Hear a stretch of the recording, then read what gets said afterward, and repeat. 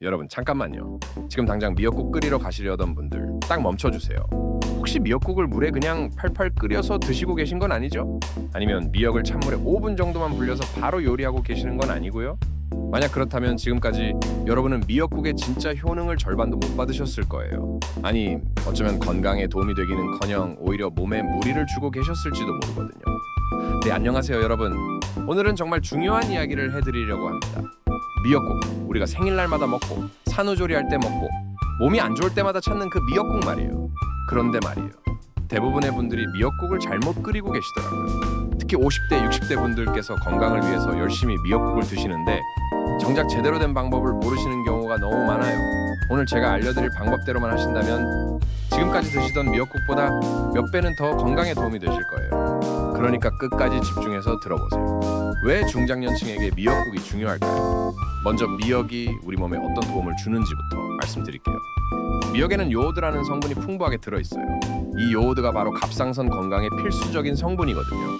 특히 나이가 들면서 갑상선 기능이 떨어지기 쉬운데 미역국을 꾸준히 드시면 갑상선을 건강하게 유지하는 데 큰 도움이 됩니다.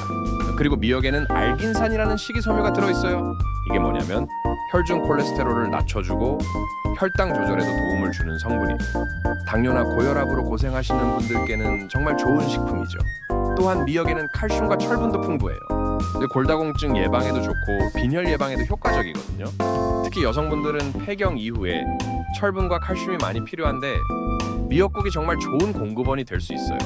하지만 여기서 중요한 게 있어요. 아무리 좋은 미역이라도 제대로 조리하지 않으면 이런 영양소들을 제대로 흡수할 수 없다는 거예요. 대부분의 사람들이 하는 실수. 자, 그럼 대부분의 분들이 어떤 실수를 하고 계시는지 한번 보실까요? 첫 번째 실수는 미역을 너무 짧게 불리는 거예요. 보통 찬물에 5분에서 10분 정도만 불리시죠. 이것만으로는 미역의 영양소가 제대로 우러나오지 않아요. 두 번째 실수는 미역을 너무 오래 끓이는 거예요. 미역국이라고 하면은 폭폭 끓여야 진국이 나온다고 생각하시는 분들이 많은데 이건 완전히 잘못된 생각이에요. 너무 오래 끓이면 오히려 영양소가 파괴되거든요. 세 번째 실수는 미역만 넣고 끓이는 거예요. 미역의 영양소를 최대한 흡수하려면 다른 재료들과 함께 조리해야 해요. 특히 기름기가 있는 재료와 함께 끓여야 지용성 비타민들을 제대로 흡수할 수 있거든요. 네 번째는 소금으로만 간을 맞추는 거예요. 물론 소금도 필요하지만 미역국의 진짜 맛과 영양을 끌어내려면 다른 조미료도 필요해요. 미역국 제대로 끓이는 방법. 자, 그럼 이제 제대로 된 방법을 알려드릴게요. 이 방법대로만 하시면 지금까지 드시던 미역국과는 완전히 다른 맛과 영양을 경험하실 수 있을 거예요. 먼저 미역 준비부터 시작해볼까요? 건미역은 찬물에 최소 30분, 가능하면 1시간 정도 충분히 불려주세요. 이때 물의 양은 미역이 완전히 잠길 정도면 충분해요. 너무 많이 넣을 필요는 없어요. 미역이 불었으면 흐르는 찬물에서 2~3번 정도 깨끗하게 헹궈주세요. 이때 미역을 손으로 비비듯이 씻어주시면 잡냄새도 제거되고 더 깔끔한 맛이 나요. 이제 미역을 적당한 크기로 잘라주세요.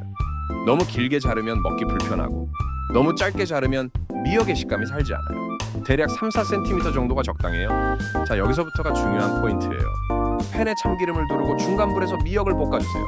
이때 미역에서 지글지글 소리가 나면서 특유의 향이 올라올 때까지 볶아주는 게 포인트예요. 대략 2~3분 정도면 충분해요. 왜 이렇게 볶아야 하냐고요? 미역을 기름에 볶으면 지용성 비타민의 흡수율이 훨씬 높아져요. 그리고 미역 특유의 비린내도 제거되고 고소한 맛이 더해지거든요. 미역이 충분히 볶아졌으면 이제 물을 넣어주세요. 물의 양은 드실 양에 따라 조절하시면 되는데 보통 4인 가족 기준으로 1.5리터 정도가 적당해요. 물을 넣고 센 불에서 끓기 시작하면 중간 불로 줄여주세요. 그리고 여기서 중요한 건 절대로 뚜껑을 닫으면 안 돼요. 뚜껑을 닫으면 미역의 비린내가 국물에 배어들어요. 이제 15분 정도 끓여주세요. 폭폭 끓이는 게 아니라 보글보글 살짝 끓는 정도로요. 이때 중간중간 거품이 올라오면 걷어내 주시고요. 미역국을 더욱 건강하게 만드는 추가 재료들. 미역국을 더욱 영양가 있게 만들려면 몇 가지 재료를 추가로 넣어주시는 게 좋아요. 첫 번째는 소고기예요. 소고기를 넣으면 철분과 단백질이 추가되어서 더욱 영양가가 높아져요. 특히 사골이나 양지머리를 넣으면 국물 맛도 훨씬 진해지고요. 소고기를 넣을 때는 미역을 볶기 전에 먼저 소고기를 볶아주세요. 소고기가 겉면이 익을 정도로만 살짝 볶은 다음에 미역을 넣고 같이 볶아주시면 돼요. 두 번째는 마늘이에요. 마늘 2~3쪽 정도를 다져서 넣어주시면 미역국의 맛이 한층 더 깊어져요. 그리고 그리고 마늘의 알리신 성분이 미역의 요오드 흡수를 도와주기도 하고요. 세 번째는 대파예요. 대파를 송송 썰어서 마지막에 넣어주면 국물이 시원해져요. 그리고 대파의 알리신 성분도 건강에 도움이 되고요. 네 번째는 다시마예요. 미역국에 다시마라고. 네, 맞아요. 다시마를 작은 조각으로 잘라서 처음에 물과 함께 넣고 끓이면 국물 맛이 훨씬 깊어져요. 단 다시마는 너무 오래 끓이면 쓴맛이 날 수 있으니까 10분 정도 끓인 후에 건져내주세요. 간 맞추기의 기술. 이제 간을 맞춰볼까요? 여기서도 포인트가 있어요. 소금만으로 간을 맞추면 밍밍한 맛이 나요. 소금과 함께 국간장을 조금 넣어주세요. 국간장이 미역국의 색깔도 예쁘게 만들어주고 맛도 더 깊게 만들어줘요. 간을 맞출 때는 조금씩 넣으면서 맛을 봐가며 조절하세요. 한 번에 많이 넣으면 되돌릴 수 없거든요. 그리고 마지막에 참기름을 살짝 더 넣어주시면 고소한 맛이 한층 더 살아나요. 미역국을 드실 때 주의사항, 미역국이 아무리 좋다고 해도 주의할 점들이 있어요. 특히 중장년층 분들께서는 더욱 신경 쓰셔야 할 부분들이 있거든요. 첫 번째, 갑상선 질환이 있으신 분들은 주의하세요. 미역에는 요오드가 많이 들어있어서 갑상선 항진증이나 갑상선 결절이 있으신 분들은 과도한 섭취를 피하셔야 해요. 일주일에 2-3번 정도가 적당해요. 두 번째, 신장 질환이 있으신 분들도 조심하세요. 미역에는 칼륨이 많이 들어있어서 신장 기능이 좋지 않으신 분들에게는 부담이 될 수 있어요. 세 번째, 혈압약을 드시는 분들은 염분 섭취에 주의하세요. 미역국을 짜게 드시면 혈압 조절에 방해가 될 수 있으니까 싱겁게 드시는 게 좋아요. 네 번째, 수술을 앞두고 계신 분들은 미역국 섭취를 일시적으로 중단하세요. 미역의 요오드 성분이 수술 시 사용하는 조영제와 상호작용을 일으킬 수 있거든요. 미역국의 올바른 보관과 섭취 방법. 미역국을 끓인 후에는 어떻게 보관하고 드셔야 할까요? 미역국은 끓인 당일에 드시는 게 가장 좋아요. 하지만 많이 끓였다면 냉장고에서 2-3일 정도는 보관 가능해요. 단, 다시 들 때는 완전히 끓여서 드세요. 미역국을 드실 때는 너무 뜨겁지 않게 적당히 식혀서 드세요. 너무 뜨거운 음식을 자주 드시면 식도나 위에 좋지 않거든요. 그리고 미역국만 단독으로 드시지 마시고 다른 반찬과 함께 균형 잡힌 식사를 하세요. 특히 비타민C가 풍부한 채소와 함께 드시면 철분 흡수에 도움이 돼요. 계절별 미역국 활용법. 봄에는 냉이나 달래를 넣어서 끓이면 봄의 향기가 가득한 미역국이 돼요. 해독 효과도 있고 입맛도 돋워주거든요. 여름에는 시원하게 식혀서 냉국으로 드셔도 좋아요. 오이를 썰어서 넣으면 더욱 시원하고 상큼한 맛이 나요. 가을에는 버섯류를 넣어서 끓이면 영양도 풍부하고 맛도 좋아요. 특히 표고버섯이나 느타리버섯을 넣으면 감칠맛이 더해져요. 겨울에는 조금 더 진하게 끓여서 따뜻하게 드세요.